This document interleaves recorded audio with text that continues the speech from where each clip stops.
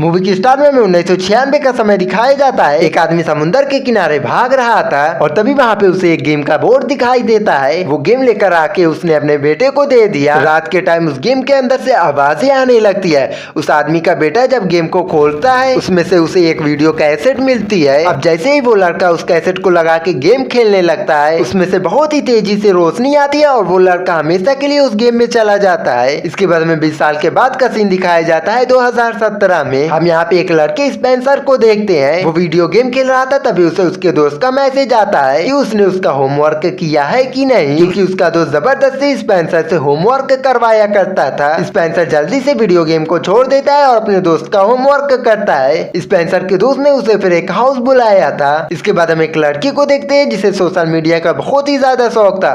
वो हर वक्त social media पे अपनी तस्वीरें लेती थी और उसे अपलोड करती थी। इस लड़की का नाम पैथलीन होता है। स्पेंसर अपने दोस्त का होमवर्क लेकर ब्रेक हाउस पहुंच जाता है। ब्रेक हाउस असल में उसी लड़के का घर होता है जो कि मूवी की स्टार्ट में गेम के अंदर चला जाता है। उसका घर काफी ज्यादा डरावना लग रहा था इसीलिए सभी उसे ब्रेक हाउस के नाम से जानते थे। इसके बाद हमें कहानी में एक और कैरेक्टर को दिखाया जाता है जिसका नाम मार्टा होता है। उसकी लड़ाई अपनी जिम टीचर से हो जाती है इसलिए उसकी टीचर ने उसे सजा दी थी। इधर स्पेंसर और उसके दोस्त को देखते हैं। उनके टीचर को भी पता चल जाता है कि स्पेंसर अपने दोस्त का होमवर्क किया है। अब उन्हें भी सजा दी जाती है। बैथनी क्लासरूम में बैठ के वीडियो कॉल पे बात कर रही थी इसलिए अब उसकी टीचर भी उसे सजा देती है और उन तीनों को क्लास से बाहर निकाल दिया जाता है। उनकी मेन सजा तो यही थी कि उन सभी को मिलकर पुराने पेपर को खोलना था। ये चारों इस तरह से अपना टाइम यहाँ पे गुजारना नहीं चाहते थे तभी इन्हें यहाँ पे वो वीडियो गेम मिलता है। अब ये चारों गेम खेलने लगते हैं तभी अचानक से गेम बंद हो जाता है। गेम तो बंद हो जाती है पर ये चारों एक एक करके गेम के अंदर जाने लगते हैं। गेम खेलने से पहले ये लोग जिस कैरेक्टर को चूज किए थे उस कैरेक्टर में बदल जाते हैं। अब ये लोग इन सभी की अलग अलग पावर थी जो कि हमें आगे चल के पता चलेगा। अब ये चारों एक दूसरे को जब देखते हैं तब ये लोग हैरान हो जाते हैं क्योंकि इनका चेहरा बदल चुका था।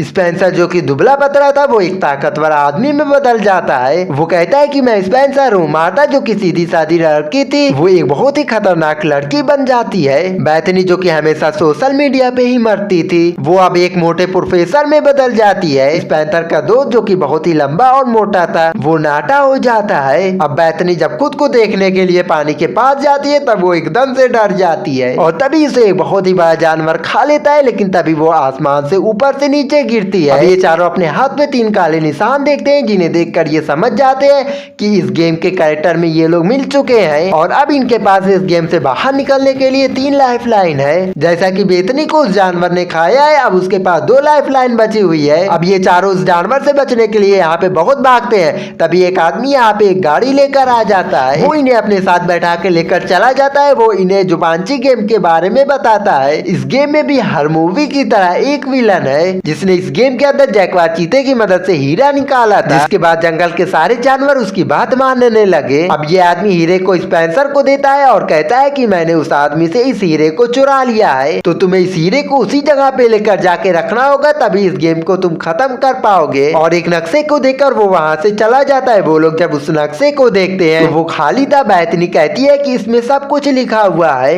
क्योंकि वो बहादुर होने के साथ साथ बहुत ही अक्लमंद हो गई थी। वो नक्शे को पढ़ना जानती थी। वो कहती है कि इस नक्शे में एक हिस्सा गायब है और अभी हम पहाड़ों के दरमियान में हैं और बहुत ही ठीक रास्ते पे चल रहे हैं। तभी स्पेंसर का हाथ उसके बाजू पे लगता है और इसके सामने एक स्क्रीन चलने लगती है जिसपे सभी की पावर्स के बारे में लिखा हुआ था। स्पेंसर के बारे में लिखा हुआ था कि वो बहुत ही ज्यादा ताकतवर है और वो बहुत ही तेजी से भाग सकता है और उसकी कमजोरी तो कुछ भी नहीं थी और स्पेंसर का दोस्त जानवरों से बात कर सकता है और साथ ही सभी जानवरों के बारे में भी जानता हूँ और उसकी कमजोरी थी कि अगर वो केक खाएगा तो वो मारा जाएगा। अब ये चारों समझ जाते हैं कि ये चिंपैंजी गेम में है और इन्हें ये गेम फिनिश करनी होगी। अब ये लोग एक बाजार में जाते हैं जहाँ पे इनके पास एक बच्चा आता है। इन्हें एक जगह पे लेकर जाता है और कहता है welcome to my chimpanzee game. तभी यहाँ पे गेम के विलन के आदमी आ जाते हैं और इनके ऊपर हमला कर देते हैं। यहाँ पे विलन भी आ जाता है और इनसे कहता है कि मेरा हीरा मुझे वापस कर दो। और तभी इन्हें एक लड़का यहाँ से बचा के लेकर चला जाता है, जो कि कोई और नहीं, जो कि हमें कहानी में शुरू में दिखाया गया था, जो कि 20 साल पहले गेम के अंदर गया था। इसका नाम एलेक्स होता है। वो इन्हें बचा के एक गार में लेकर चला आता है।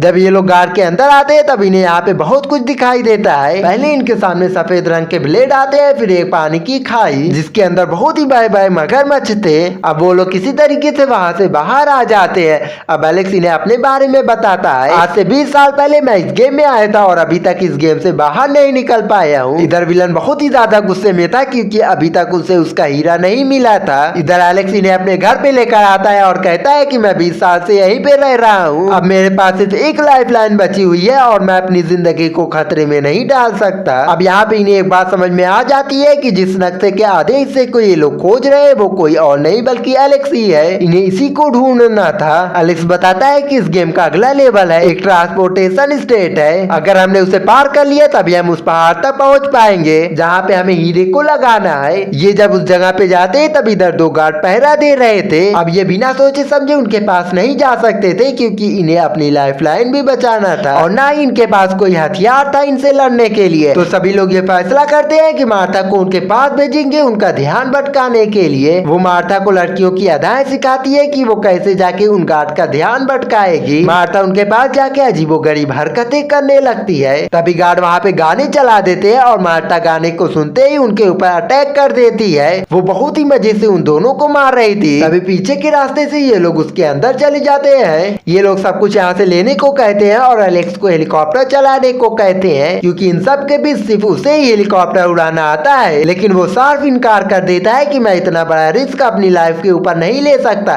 क्योंकि मेरे पास सिर्फ एक ही लाइफ लाइन बची हुई है। पर स्पेंसर के कहते ही एलेक्स हेलीकॉप्टर को चलाने लगता है। फिर ये लोग उस जगह पे पहुंच जाते हैं जहाँ पे चीते की मूर्ति बनी हुई थी। ये लोग यहाँ पे आ जाते हैं और यहाँ पे आने के बाद ये लोग सोचते हैं कि ये सब इतना आसान नहीं हो सकता है, यहाँ पे कुछ ना कुछ गड़बड़ जरूर है। इनमें से स्पेंसर कहता है कि मैं इस रास्ते पे पहले जाऊंगा। पर ये जैसे आगे बढ़ता है बहुत सारे जानवर इसके ऊपर अटैक कर देते हैं। अब एक जानवर ने स्पेंसर को मार दिया था। जब वो वापिस से जिंदा होकर आता है तो वो अपने दोस्तों को बताता है कि रास्ता बहुत ही खतरनाक है, हम इस तरह से इस रास्ते को पार नहीं कर सकते हैं। मेरे पास एक आइडिया है, हमें अलग अलग रास्तों पे चलना होगा। जब ये लोग अलग अलग रास्ते पे चलते हैं तब स्पेंसर को दोस्त को एक बहुत ही बड़ा हाथी मिलता है। इधर विलन ने बैथनी को पकड़ लिया था और स्पेंसर से कहता है कि जो हीरा तुम्हारे पास है वो मुझे दे दो। तभी पीछे से स्पेंसर का दोस्त आता है जिसके पास हीरा था। वो एक हाथी पे बैठा हुआ था और तभी उसके ऊपर बहुत सारे चीते ने हमला कर दिया था। वो हीरा उसके हाथ से छूट जाता है और ऊपर की ओर जाने लगता है। मार्था स्पेंसर से कहती है कि तुम ऊपर जाओ, मैं हीरा लाके तुम्हें देती हूँ। अब स्पेंसर एक बाइक लेता है, वो पहाड़ पे चढ़ना शुरू कर देता है। उसकी बाइक बहुत ही खतरनाक थी, वो अपनी राइडिंग को रोकता नहीं है और चढ़ता जाता है। इधर मार्था जो कि हीरे को लेने गई थी वो देखती है कि हीरा बहुत सारे सांपों के बीच में पड़ा हुआ है। यहाँ पे विलन भी आ जाता है। मार्था जानबूझ के एक सांप के ऊपर अपना पाँव रख देती है जिसके बाद सांप उसे काट लेता है। जब वो अपनी नई जिंदगी लेकर आसमान में उड़ती है और वो अपने हीरे को स्पेंसर को थमा देती है। यहाँ पे स्पेंसर हीरे को चीते की मूर्ति में लगा देता है पर यहाँ पे कुछ भी नहीं होता है। पर तभी इन्हें याद आता है कि इस गेम को तभी खत्म किया जा सकता है जब ये लोग छुपांचो गेम का नाम लेंगे। अब सभी लोग एक साथ छुपांचा गेम का नाम चिल्लाने लगते हैं। इसके बाद जंगल का असर खत्म हो जाता है, जंगल वापस से हरा भरा हो जाता है। जिसके बाद गेम का विलन भी गायब हो जाता है और इन पांचों के पास वही आदमी आता है। वो कहता है कि आप सभी का शुक्रिया, आपने हमारे गेम छुपांचो को फिर से हरा भरा कर दिया है। फिर वो सबसे एक के बाद एक हाथ मिलाने लगता है और वो सभी लोग अपनी दुनिया में वापस चले जाते हैं। फिर ये सभी अपने उसी बेसमेंट वाले घर में वापस पहुंच जाते हैं अपने असली रूप में। इसके बाद ये लोग एलेक्स के घर पे जाते हैं। वो बहुत ही खूबसूरत सजा हुआ था। एलेक्स इनके पास आता है और हेलो करता है।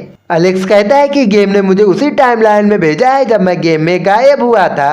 मैं अपनी ही टाइमलाइन में वापस आ गया था। अब मेरी शादी हो चुकी है और मैंने अपनी बेटी का नाम बैथनी रखा है। उस गेम में बैथनी नाम की लड़की ने मेरी जान बचाया था। ये पांचों जो कि एक दूसरे के कभी दोस्त ही नहीं थे अब एक दूसरे के अच्छे दोस्त बन जाते हैं। मूवी की एंड में हम देखते हैं कि इस गेम को स्पेंसर के दोस्त ने तोड़ दिया था और इसी के साथ ये मूवी यहीं पे एंड हो जाती है। तो वीडियो को लाइक और चैनल को सब्सक्राइब कर देना ऐसी और इंटरेस्टिंग मूवी एक्सप्लेनेशन देखने के लिए।